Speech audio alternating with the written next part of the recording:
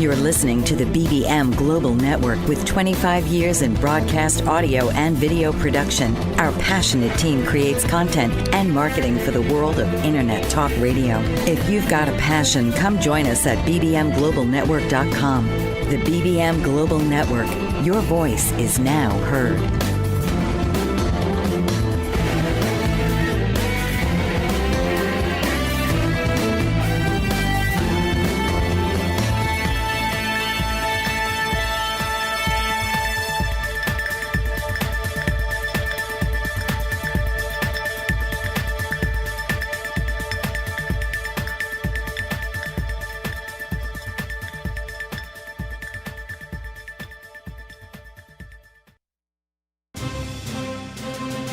Welcome to Happiness Ninja Down Under with your host, Jamie Rose. Jamie will educate and empower people, organizations, and communities to help us all make better health and well-being choices. She will also engage you with expert influencers from around the world. So now, please welcome the host of Happiness Ninja Down Under, Jamie Rose. Hi guys, welcome back. This is the third episode of the Happiness Ninja. I am your host, Jamie Rose, and you're on Bold Brave Media, coming to you live.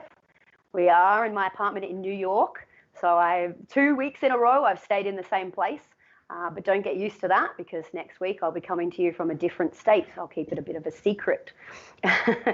So today I have another guest for you. I've known him on social media for quite a few years, but this is the first time that we're actually speaking face to face, so that's pretty excellent and exciting. So his name is Mike Worsman, and he is the founder of the organization called the Happiest. He has been a filmmaker and a producer. He is an avid traveler like myself. And he has also produced a film called A Million Smiles. And The Happiest is about to produce a new book and photo exhibition called none other than The Happiest. So welcome, Mike. Thank you. You're coming to us from Adelaide in Australia. Yeah, long way away. It's pretty early in the morning here. Yeah, it's 7:30, did you say? 7 o'clock? 7:30, yeah. 7:30. Yep, it's the complete opposite here at 6 p.m. for me. Thank you for joining us and getting up so early. I really, really appreciate it. No, I'm all too happy to be chatting with you. Very fond memories of New York coming back to me. Spending a lot of time there on Wall Street and stuff, talking to people about happiness and how we find it. When was the last time you were here? 2017. Yeah, 2017. I guess it feels like a while ago now, but it was sort of three times I went to the US over the course of about 3 years for this project. And but I guess no one's traveled much in the last couple of years. So, yeah. I've still been traveling interstate. Yeah, wow. Yeah, I was just in an event in Adelaide that had 400 people in the same room, and it was crazy. It suddenly felt like everything was normal again here. But we have been pretty lucky. Yeah. I felt the same way. I was in North Carolina a few weeks ago, and there was about 5,000 people at a free concert, and I was like, yes, it feels normal. Don't know how they were getting away with it, but anyway. May or may not have been legal. Who knows? Exactly. All right. So I wanted to get stuck into your story here. So where did it all begin for you? Can you pinpoint a moment?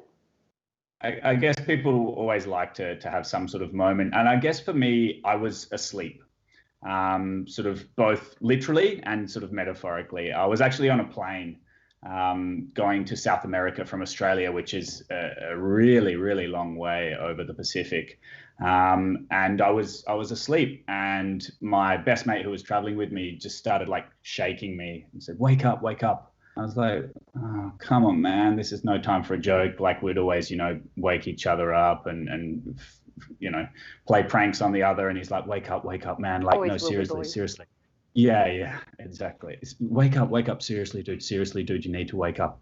I was like, man, I'm asleep, piss off.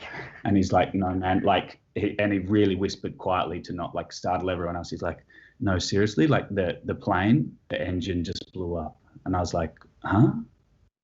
I was like, what? I was like, bullshit. Just, it's not a time to joke. Like, I went to sleep and yeah, I guess probably about a minute later, after a lot of shaking and him really, really getting aggressive, I woke up and I looked to my left, and there was just black, and I was like, what? It's nighttime. And then suddenly bits of light started to come through that blackness out the window, and you could see that it was smoke gushing out of the engine. Wasn't everyone screaming? Yeah, it was pretty terrible. Well, not really. Like, yeah, I mean, there may have been, and I may have been asleep at that point, but yeah, seeing those bits of light coming through the smoke and the blackness of the smoke, and then people were saying, that there'd been fire and these sorts of things. And we're, 2 hours out of Auckland over the Pacific, and you can see the map still up on the screen in the plane. And the cabin staff were absolutely hysterical, which is sort of the opposite of what you'd hope they would be. Yeah, there's a problem then.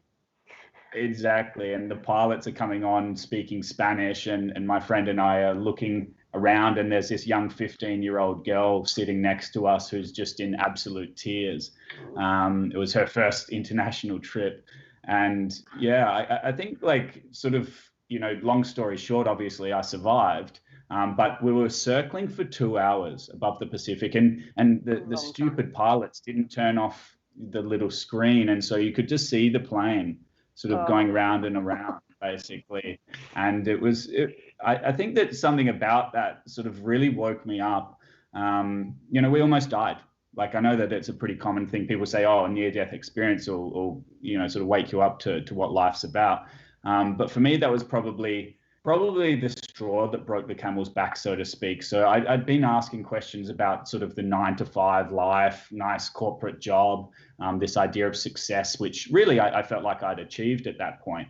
And how old were you? This is sort of, I'm 21 at this point. But I'd graduated university, got like a dream job as a journalist on TV, got another job in PR, and was sort of like doing what I was meant to be doing. But this jolt of sort of like nearly dying was sort of the first step. But then I actually sort of traveled through South America eventually when we got there, and there was a lot of other chaos along the way, to be honest, missed flights and these other things. But I think it was sort of my first time really sort of going, okay, how do I insert myself into this world in a more meaningful way? And starting our tour in Peru, and seeing sort of the levels of poverty there. And I remember we were on this bike ride, and, there was these huts that were just built out of like scrap wood and metal that people could find. And something about like really, continued to sort of slap me awake in a sense. And then we almost died 3 more times. Well, I almost died 3 more times. So in that journey? In that same trip. Wow. So we were doing a hike to Machu Picchu. That was meant to be sort of the crescendo of our trip. It was, and the day before we were doing that hike, there was a huge landslide, and many people died on the path that we were meant to be walking. So sort of just skipped it there. Then there was that huge Santiago earthquake 2 days after we left. And then I was held at knife point, actually, in Rio during Carnival. And it was, and there was a few other little bits and pieces where, you never know, like one sort of, move that way or that way. And I think it felt like, the powers that be sort of just tapping me on the shoulder and saying, hey, buddy, like there's something more that you're meant to be doing here. And it was hard. It was hard to choose and think that I needed to live a more responsible life, and think more about others. But yeah, that's the moment, if you will. So yeah. For someone so young, like at 21, being a male as well, no offense, it doesn't surprise me that there was a significant reason behind it. because it's very unusual. We're just about to cut for a break, but we'll come back to this when we get back. So yeah, we'll be back in a moment, guys. Have you ever felt like no one is listening, or you're not getting the honest attention you deserve? Do you even know the kind of attention you want or need? You are not alone. Alice Aspen March is here to help. Thanks to Alice, through her epiphany and research over the word attention, there are solutions to the attention dilemma. Worldwide audiences have been enthralled and engaged for over 40 years with her visionary and pioneering observations. The kind of attention we get and give is vital to improving our lives and society. Alice and her weekly guests review game-changing insights for transforming and improving our understanding of attention, providing techniques for creating healthier and empowering behavior. Get a new perspective on a mainstream word. Tune into Why Our Attention Matters for fresh and thought-provoking conversations every Tuesday at 3 p.m. Eastern on boldbravemedia.com and the TuneIn Radio app. According to the American Nurses Association, there are approximately 3.5 to 4 million nurses in the United States. So where do all these nurses work? What kind of roles do they have? What kind of education and training help to prepare them for so many different settings? What kind of impact do nurses have on patient outcomes? The World Health Organization has announced that 2020 will be the Year of the Nurse, honoring the 200th birth anniversary of Florence Nightingale. An international initiative called Nursing Now is underway to raise the profile of nursing. The National Academy of Medicine has convened a committee to create the Future of Nursing 2020 to 2030 that will focus on how the nursing profession can create a culture of health, reduce health disparities, and improve the health and well-being of the U.S. population. Learn more and join Joyce Batchelor on All About Nursing, Wednesdays from 7 to 8 p.m. Central Standard Time on the BBM Global Network.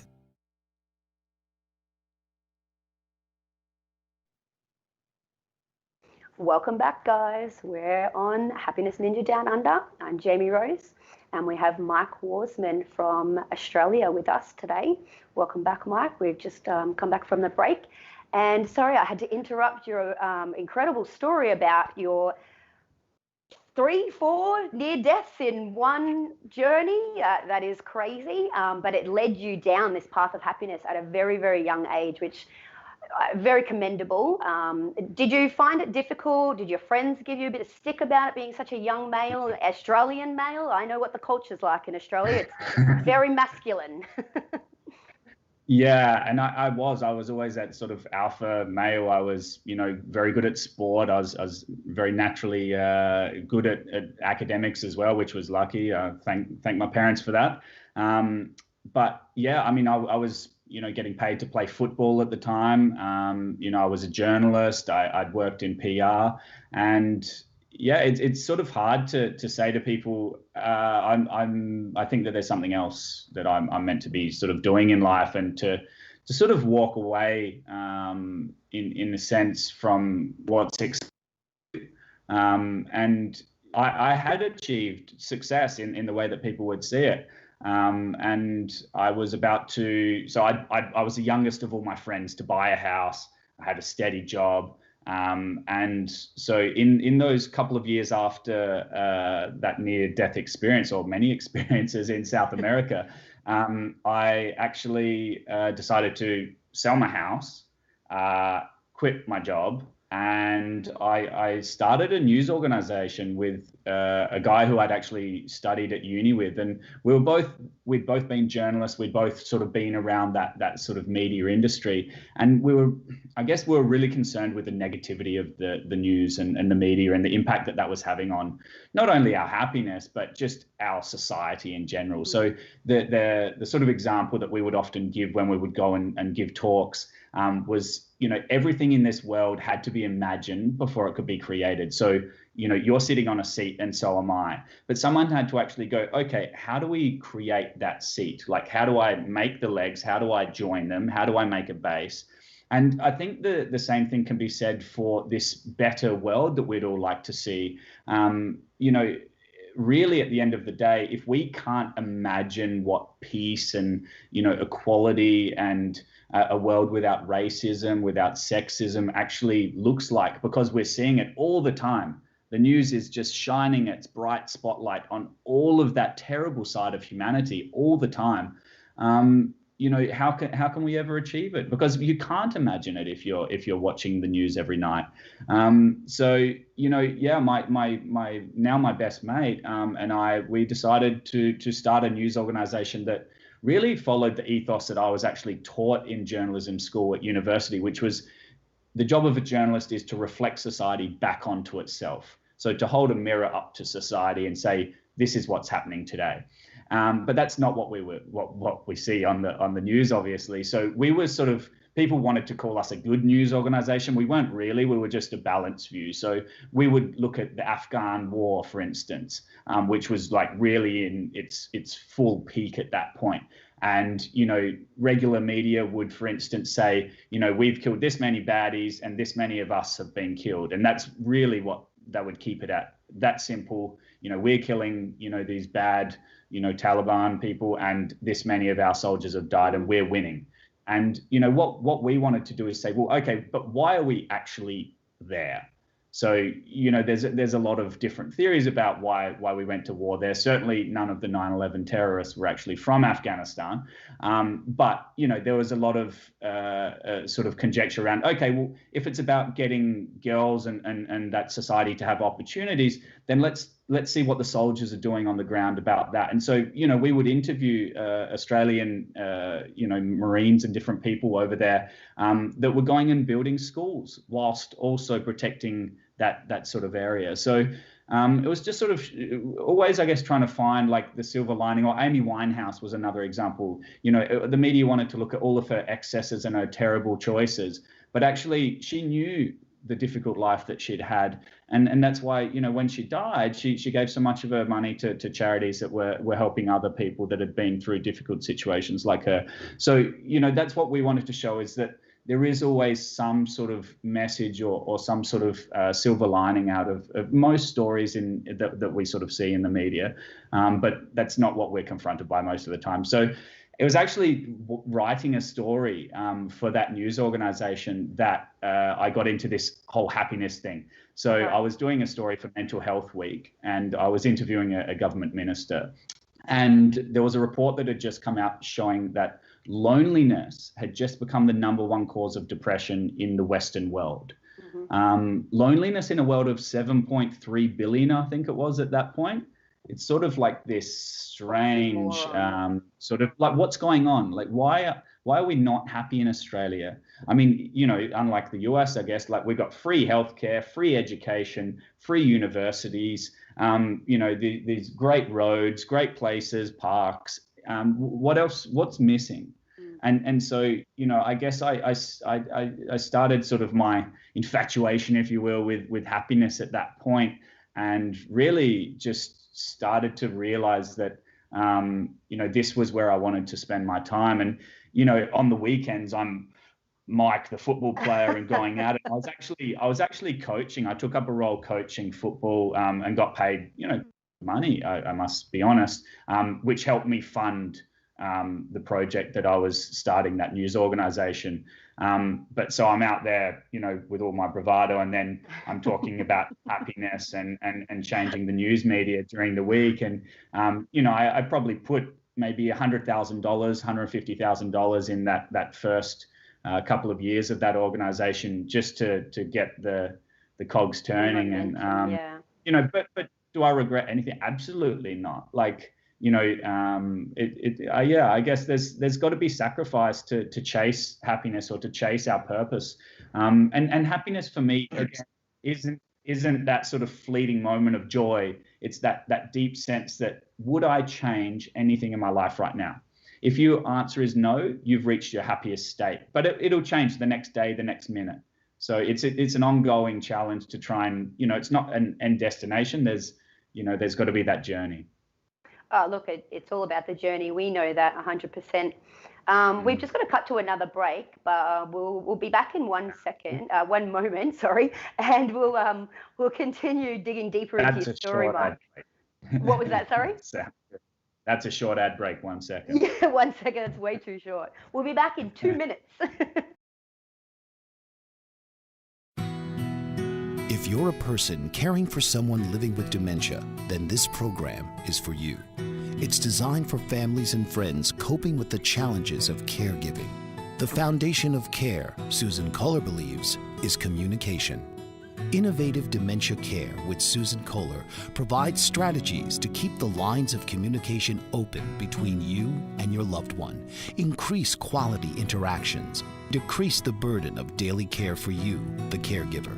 Join Susan, 11 a.m. Eastern, on the BBM Global Network. Susan and her guests will share techniques so you can facilitate your loved one's ability to safely follow your instructions, participate in daily activities, and express daily wants and desires. To learn positive solutions, creative ideas, and practical strategies that will build a healthy foundation of care.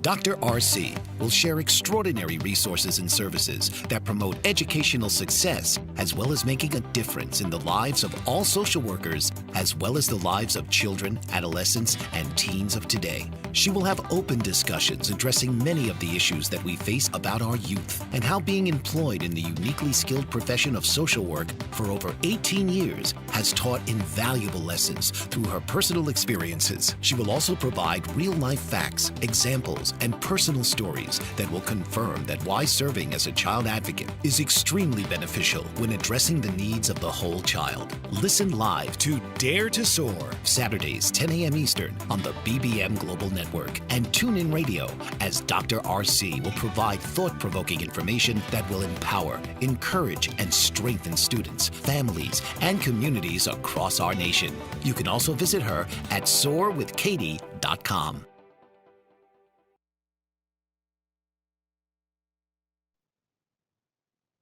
Welcome back to Happiness Ninja Down Under.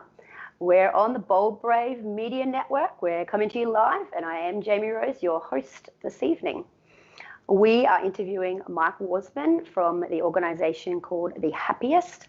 He's coming to us live from Adelaide in Australia. Welcome back, Mike. Thank you for joining us again.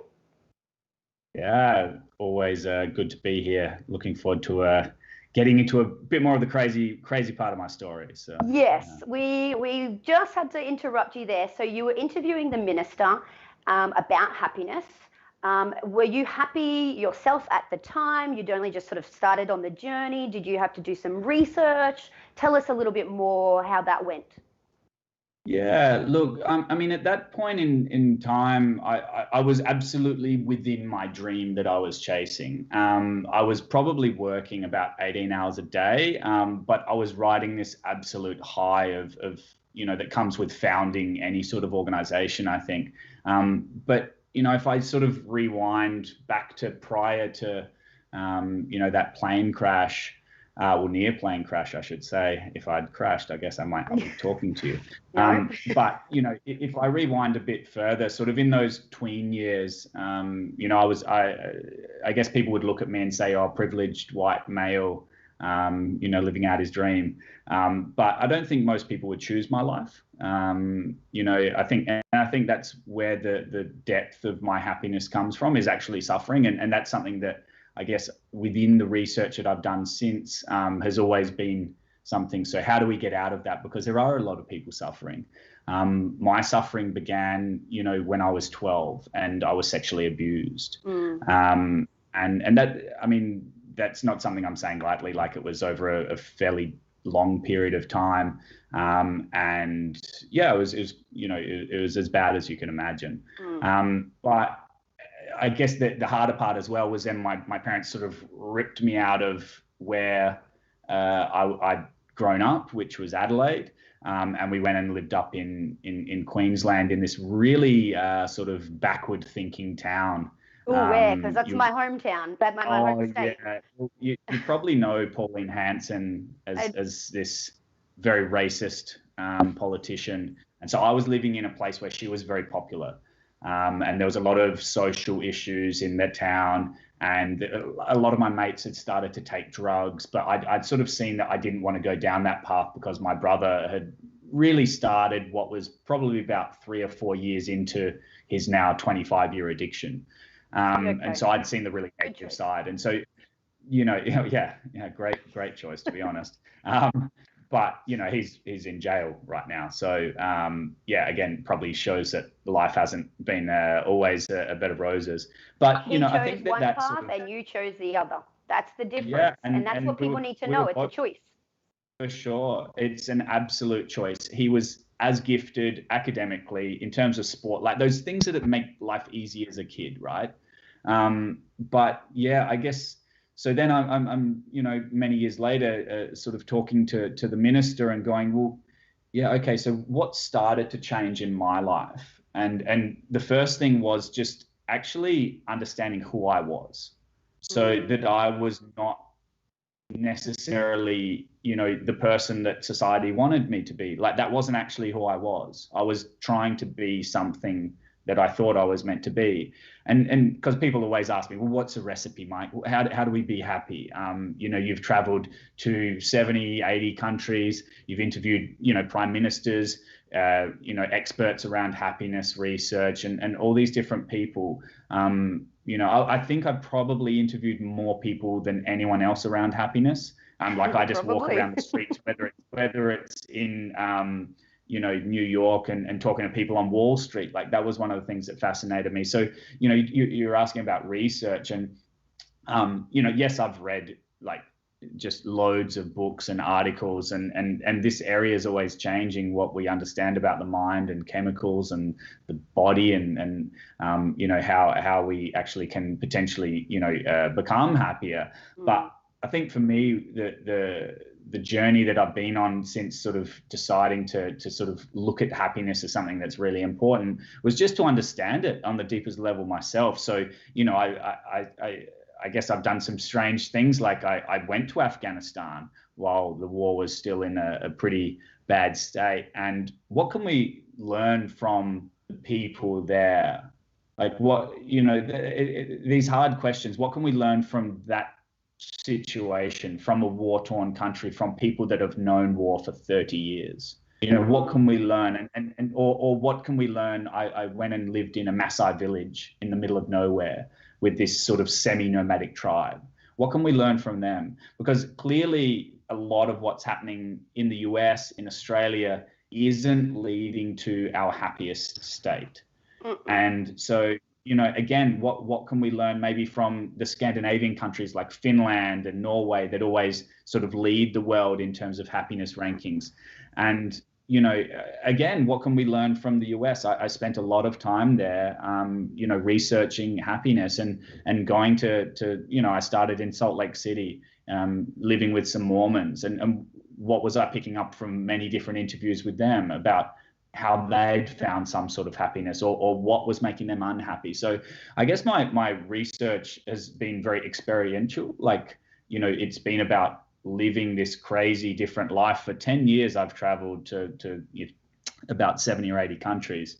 And like I say, I've interviewed heads of state and I've interviewed the homeless people, on the streets. And because if you interview sort of that whole gamut, you're going to learn a lot more, right? We're sort of told this idea of happiness that if I have enough stuff, and if I have a wife and 2.4 kids and a nice dog and a big house, that I will be happy. It's what we're told. It's very clearly what we're told to keep us consuming. And the research is opposite.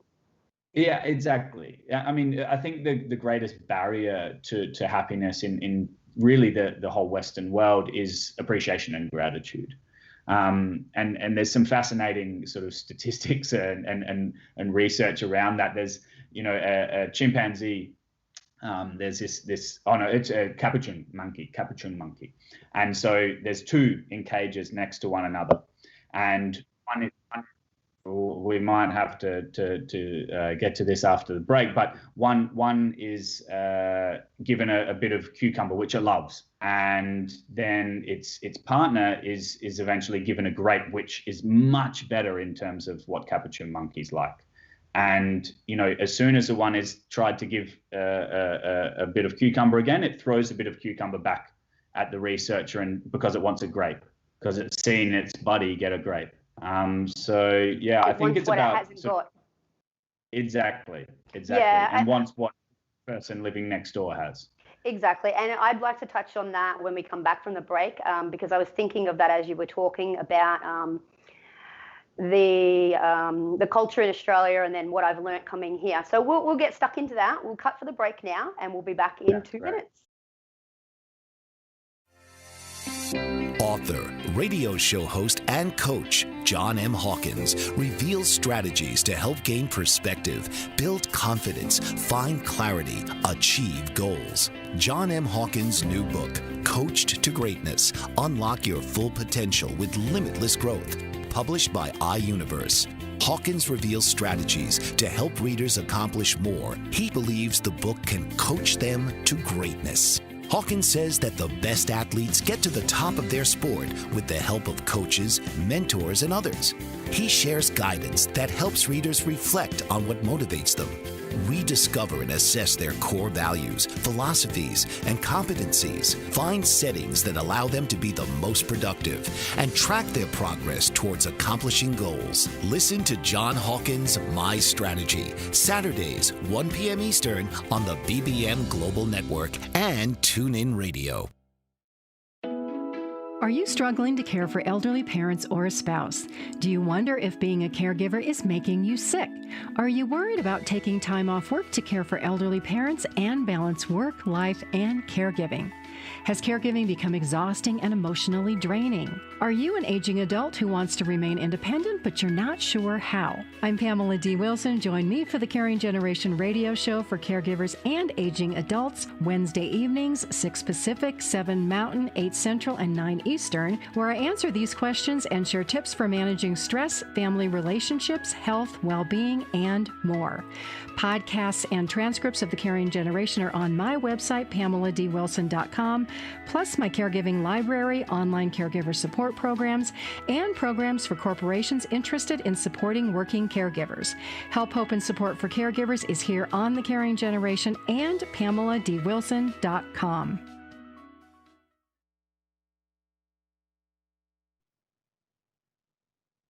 Welcome back. I'm your host, Jamie Rose. You are on Happiness Ninja Down Under on the Bold Brave Media Network. We are live, and we do have my special guest, Mike from Australia. Mike, so just before the break, we had to cut in the middle of your story. So you were telling us about an experiment. Do you want to just restart that a little bit?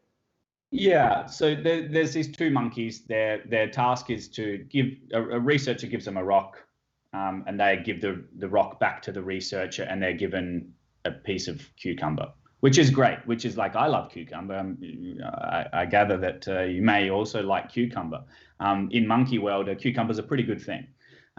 So the monkey that's given the cucumber is really happy to begin with. Then the monkey in the cage next door, and they can see one another, these two monkeys. The monkey in the cage next door, given the rock, gives the rock back to the researcher and is given a grape. And grapes are kind of like chocolate in monkey world. So it's really a much better treat. And sort of then the rock is passed to that monkey number one, and he gives the rock back, and he's given another piece of cucumber. And he's sort of like sketching out like, wait, but that guy got the grape. I've got the cucumber. I'm not really happy. He starts to take a bite, and then he's like, nah, and throws it at the researcher. And then the other monkey is given the rock again, gives it back, given another grape. And this monkey, by the end of it, this first monkey who's given the cucumber, just goes literally bananas, and pardon the pun. And so, it's pretty simple. It's pretty simple. Yeah. Well, I'm about to be a father, so I know. It makes sense. But I'm just training. Yeah. So and it's pretty similar for humans. Like, you are better in terms of happiness having the best house on the worst street, because if you've got the poorest house on the best street and all of your neighbors are wealthier than you, you're going to feel like ungrateful, right? You're going to feel like, why don't I have everything that they have? Why don't I have a swimming pool or a tennis court? So, it's very difficult to say to someone, want less. And I don't think it's necessarily about wanting less. It's about saying, what do I have and what am I grateful for? And I think the biggest part of that is perspective. So, you and I have traveled and we've seen, I've seen in Lima those shanty huts, and I've been to Afghanistan during the war and seen what what that means for those people and the terrible sadness that often exists in those places. And I can then sit here in Australia and go, oh man, I'm lucky. Yeah. And how lucky.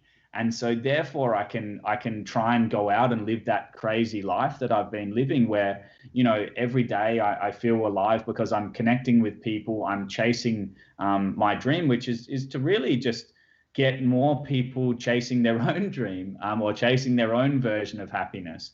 Because we're all different as well. And that's the beauty of humanity is your path to happiness is not the same as mine. And it's not the same as any of your viewers out there. Yeah. And I think you've made a really good point in terms of, we need to focus on what makes ourselves happy, but we need to be aware that what we are indoctrinated with and pushed on a daily basis to think will provide us happiness won't. And then to be aware of what actually will provide us happiness, that's where the key is. Because all this stuff that people are telling us we need to be happy is basically the complete opposite. You were touching on money before.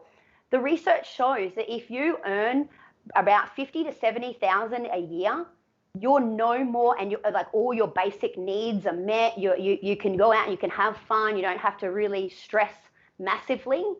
That you're no happier than a billionaire or a millionaire, someone with a shit ton of money, because they still have just as much negative emotions on a daily basis as everybody else, as a poor person, because a poor person's actually struggling to survive and has less time to think about how miserable they are. Yeah.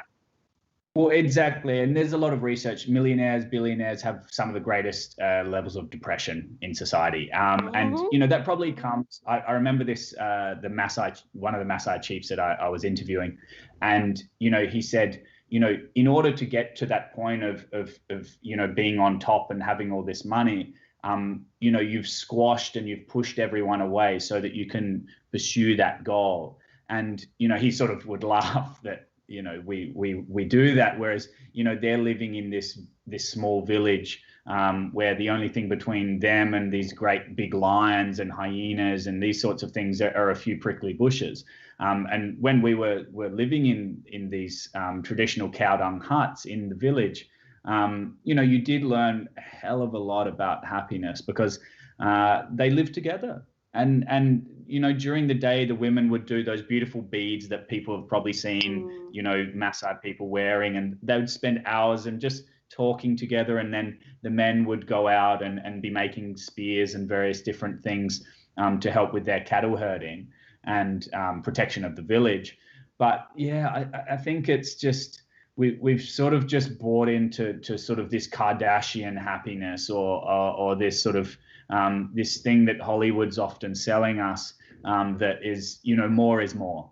And I think we all know that that's not the case, and that we're all feeling this sort of emptiness within our lives because of this destruction of community that comes with, so, for instance, I'm about to have a kid. I think you know that. And, yes. So my wife and I, we sort of talk about, well, yes, it shouldn't be that the mum has to stay home or and the father goes to work.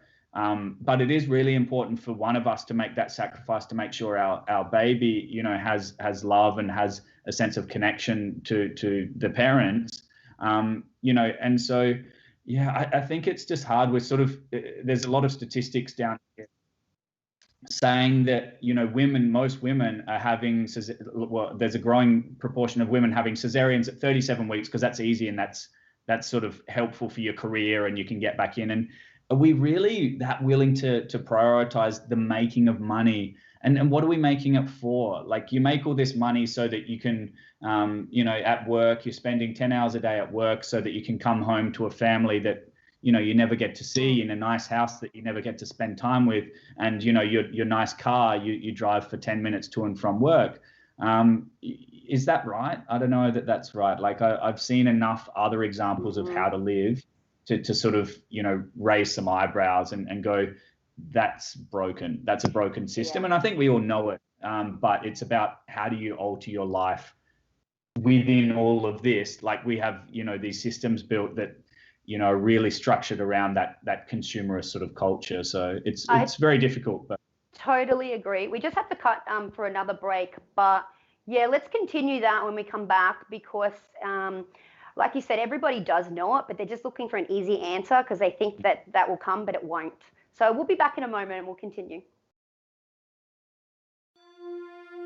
The opiate epidemic has reached crisis levels, and with so many families affected by addiction, opiate-related drug overdoses, and death, the time is now to have a real constructive conversation about addiction that could lead to better prevention, treatment, and recovery. Alan Charles, author and keynote speaker on drug abuse and prevention, presents The Alan Charles Show. Alan brings a message of hope, sharing his unbelievable story of surviving a 24-year addiction to cocaine and highlights from his memoir, Walking Out the Other Side, an addict's journey from loneliness to life. His raw honesty and courageous heart breaks the stigma of addiction and offers a unique perspective into the mind of an addict. Join Alan each week as he brings his listeners to a true understanding of the grip of addiction. It is only with this understanding that we can begin to heal.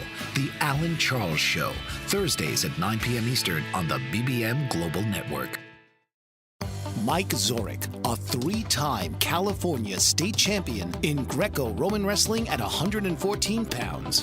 Mike, blind since birth, was born in Hartford, Connecticut. He was a six-time national placer, including 2 seconds, 2 thirds, and 2 fourths. He also won the Veterans Folk-Style Wrestling twice at 152 pounds. In all these tournaments, he was the only blind competitor.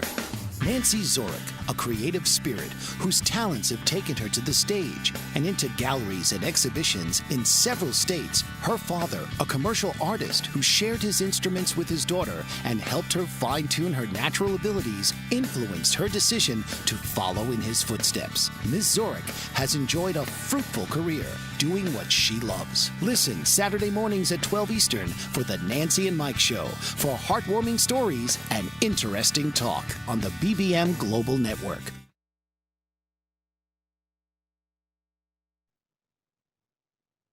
Hi guys, and welcome back to Happiness Ninja Down Under. I'm Jamie Rose, and you're on the Bold Brave TV network, coming to you live from New York City and Australia. My guest Mike is here with me, founder of the Happiest. He's a filmmaker and an author and a soon-to-be father. So before the break, we were just touching on the fact that we both agree that most people seem to know that the easy way is not going to lead to happiness, but yet people seem compelled to still chase this. It's a rat race. There's literally a documentary on chasing the rat race wheel of happiness. So before we go back to you, Mike, I just wanted to open the line up to callers. They can call in live. If you're in the US, it's 1-866-451-1451.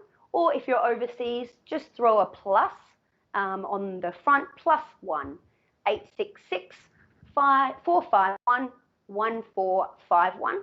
So if you'd like to call in with your thoughts, maybe you're somebody who is really resistant to doing the things they know is actually going to make them happy. Maybe you're stuck in that identity where depression has just taken over your identity and you can't move past it. But yeah, I'd like to open up the line and invite callers to have a chat. What's your thoughts on that, Mike? Are you finding that people are still doing that in your life? Because that's what I'm experiencing. Yeah, no, certainly. I mean, I think it has distanced me the further sort of down this road I've traveled. Yeah, I mean, I guess I've made new friends. But there is sort of this, oh, why is Mike doing that? Why is he living that sort of life? And I'm not living that different a life. And I think it's always been one of the things that I've seen as lucky in terms of pursuing this and being able to be sort of a public figure in this space is I still have quite a normal life. Like I live in a nice apartment. I have quite nice furniture. I don't live in a big house because I don't think that that's sustainable. And also I don't want to spend all my money on where I live. And I prefer to spend it on experiences. But, you know, certainly I'm lucky. I'm a filmmaker. I make, you know, a reasonable wage in a very short period, which allows me to, you know, pursue this project called the Happiest. Sorry, don't even know my own organisation. But you know, but even my paid work is really in line with this. So I work, you know, as a filmmaker for a lot of different charities. So I've travelled to, you know, in terms of my paid stuff, to the largest refugee camp on earth, all through Africa, all through Asia, and looking at, you know, again, you know, how can we live a better or a happier existence? And what is the role of, say, NGOs in that? What is the role of government in that? And, you know, I guess, you know, people always say, you know, especially probably in places like the US that are very sort of, the government can't tell me what to do. Yeah, but governments can actually set up systems and structures that we know are going to be allow us to be happier people. And so, you know, and like they're definitely not doing that right now. No, I mean, I interviewed the Prime Minister of Iceland, and Iceland is really always in the top 5 happiest countries on earth. And, you know, she was this beautiful, beautiful person with, you know, I think the biggest thing for me, and I've interviewed a lot of different politicians, but she was very free of ego. I'll be honest. Like for a prime minister, you know, you're someone that normally we would associate with, you know, I know right, I'm going to tell you what to do, or that they just will shut their ears and won't listen to anyone. But you know, you go into her office and, you know, she just comes out, hi, I'm Katrin. And, you know, and not I'm the Prime Minister or there wasn't someone. She just came out and felt like talking to my mum almost. And, you know, what had she studied? You know, she'd done her master's in Icelandic crime fiction. So, like, you know, she's not someone that's studied law or engineering or one of these you know, normal careers that we associate with politicians. And so, you know, why is Iceland happier? Because, you know, they're led by people that just care about society. She said the greatest, you know, gift that she has that can help her govern is that she's a mother. And so if she, you know, wants to look after her kids, that'll help her look after all kids. You know, so she wants to do what's right by her kids. And, you know, but I guess the thing that we get trapped into thinking is I'm just going to help my kids. And to hell with everyone else. That's sort of, I guess, what we see creeping in a little bit in Australia under the current government, and certainly you see it a lot in the US. You know, is this idea of capitalism really, which is that, you know, it's all about sort of me looking after myself, and that the government shouldn't have a role in society much. You know, the Declaration of Independence in America sort of says, you know, that they're all born equal, but that's just not true. We're not all born equal. It's a nice idea to think that we are, but, you know, my nephew who's got very severe autism, he can't live the same life that I can or you can live. Like, but can the government help to make sure that he can live his best life? Absolutely. And here in Australia, you know, he's given hundreds of thousands of dollars a year, you know, so he can go to school, so that he can get, you know, whatever medication or help, you know, my parents look after him and they can get some support. People would say, oh, but then why taxpayer money? And it's like, well, that's to help make sure that, like, I was born with all the privilege in the world, and he's born with this really difficult condition. Trying to make it and more just to try and bring him up a little bit. And, you know, without that, he would have a much worse life. So, or here, you know, there's people with these really rare conditions, and, you know, there's a medication that costs $260,000. And, you know, in America, you'd need to have private health cover to access that, or you'll just die. Whereas in Australia, they've just put it under the pharmaceutical benefit scheme, which brings that $260,000 medication down to being about $30. And that's what happiness looks like. That's what equality, is a result of. And Iceland actually, why is it's got the most equal sort of happiness across the whole of the society. And why? Because it has the most equal wages. So yeah, and most of the Scandinavian companies do. Exactly. Yeah.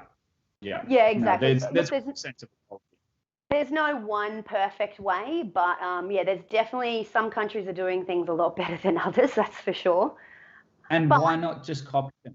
Why are governments not copying that system? That's my big question. Yeah, well, I mean, there's no easy answer for that. I know that I could carry on about my personal views on that for hours and hours, but I'd probably get very fired up and probably piss a lot of people off. So we'll cut to the last break. And when we come back, I would like you to tell the audience about your book and photo exhibition and enlighten us on that, if you don't mind. Sounds great. Excellent. All right. Well, we'll be back soon, guys, in 2 minutes. Tune into It's All About You with host Dr. Martha Latz, a lively weekly broadcast on BBM Global Network, one of the most empowering shows for time-starved, overscheduled multitaskers. The professional expertise of Dr. Latz is directly available live every Thursday at 1 p.m. to answer and address concerns about relationships, life transitions of career, meeting, dating, and committed relationships. It's All About You with Dr. Latz will expand your understanding of current concerns across your relationships by broadening and expanding possible solutions in developing skills for mutually desired outcomes. Dr. Martha's expertise is as a licensed marriage and family therapist, life, transition coach, and all things to do with communication at work, home, and with friends. Check out her website at auniquetherapycenter.com.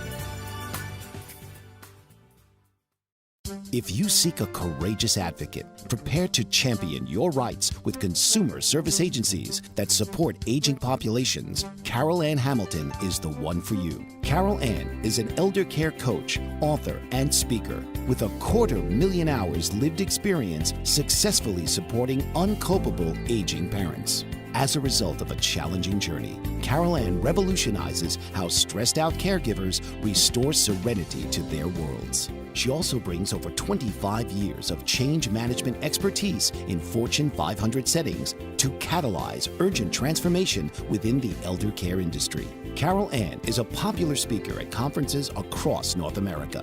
She has appeared via TV, radio, and print globally. Now you can tune in weekly to get a dose of her inspiration plus down-to-earth advice to cope with even the most difficult aging parents. Listen Wednesdays at 9 a.m. Eastern on Bold Brave Media and TuneIn Radio.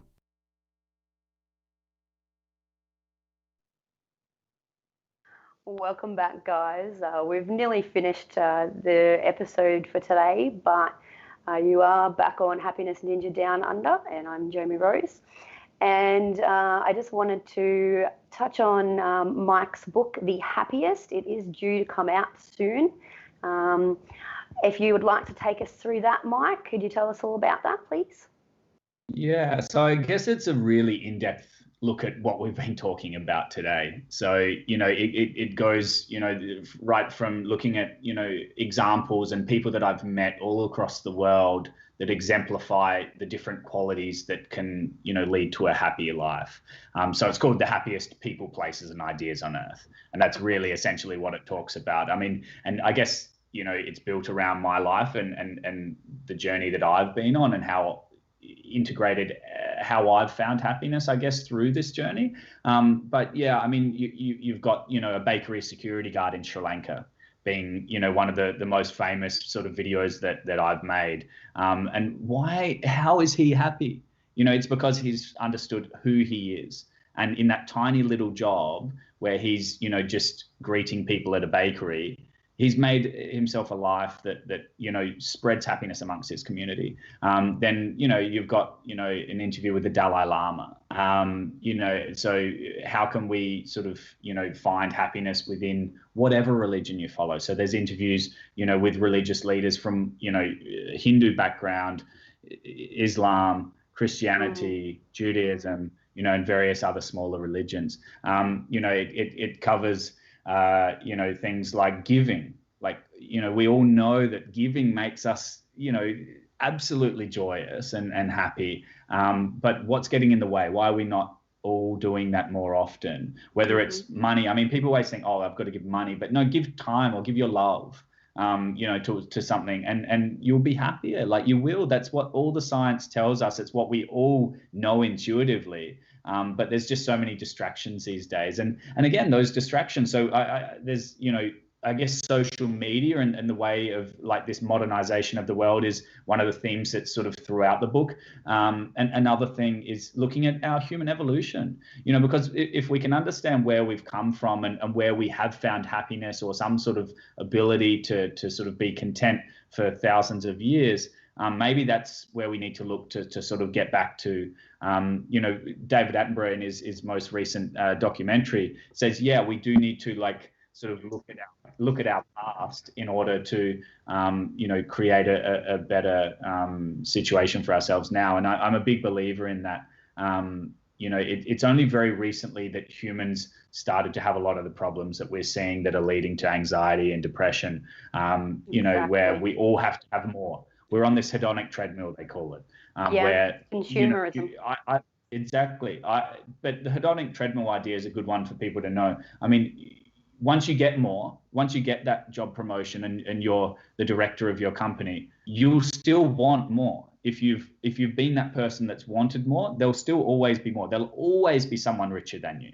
There'll always be Elon Musk. Yeah, he's really wealthy, but there's still people richer than him. And so he probably still wants to get, more. I mean, he's maybe not a great example because he's also doing some interesting things in the world, but there will always be someone with more. And so if we start down that path, you're not going to win. It's a lose-lose. But the book, the book looks at all these different perspectives, and that's the final chapter of the book is about perspective. It's about looking at, what I've learned from the sex slave I interview in Cambodia. And then it looks at what I learned, when I talked to a member of the Taliban, who was the most inspiring guy, that I've ever met. And, he's not a typical member of the Taliban, I must say. But that's sort of the curious different characters that I have within the book. So you have interviews and the photos along with these people all around the world. Yeah. And world-leading research. So the likes of Jeffrey Sachs, who writes the World Happiness Report. All these people, scientists, right across the globe. Because I guess you've got to marry all of that up so that you can find, I guess, your happiest state, which is something that I certainly feel like I've been privileged enough to find. And it changes every day. I might have a terrible day once I get off this this interview, or I might have a great day, but every day is new and we can always start again with a clean slate.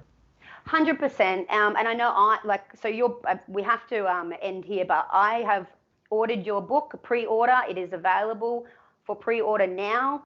If you go to thehappiest.com, it's right there, smack up the top. You know what you're doing. I can't wait for this book, especially now that you've told me about some of the people that you've interviewed in it. So I am sorry we are out of time there today, but thank you so much for getting up nice and early and joining me here and sharing your story with the world. Thank you very much, Mike. Thanks, Jamie. No, thanks for having me, and I look forward to getting back to New York when borders open up, and hopefully we can catch up in person. I would love that. Thank you. Thanks all for joining us, guys. This has been Jamie Rose on the Happiness Ninja Down Under and the Bold Brave TV network. This has been Happiness Ninja Down Under with your host, Jamie Rose. Tune in each week and join the conversation as Jamie highlights the true power of the human mind to create a thriving world. Right here on Jamie Rose's Happiness Ninja Down Under.